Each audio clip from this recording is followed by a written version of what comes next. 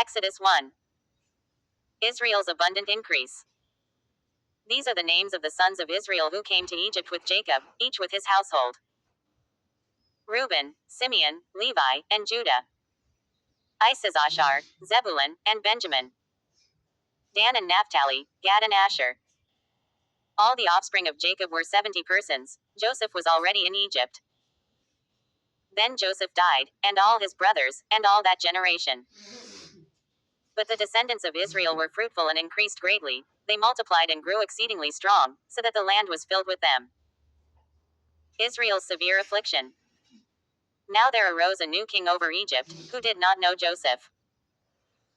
And he said to his people, Behold, the people of Israel are too many and too mighty for us. Come, let us deal shrewdly with them, lest they multiply, and, if war befall us, they join our enemies and fight against us and escape from the land. Therefore they set taskmasters over them to afflict them with heavy burdens, and they built for Pharaoh store cities, Pithom and Raamses. But the more they were oppressed, the more they multiplied and the more they spread abroad, and the Egyptians were in dread of the people of Israel. So they made the people of Israel serve with rigor, and made their lives bitter with hard service, in mortar and brick, and in all kinds of work in the field. In all their work they made them serve with rigor. Pharaoh plots the extinction of Israel.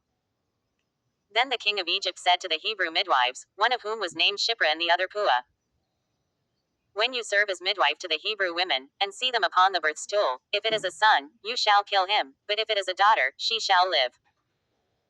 But the midwives feared God, and did not do as the king of Egypt commanded them, but let the male children live.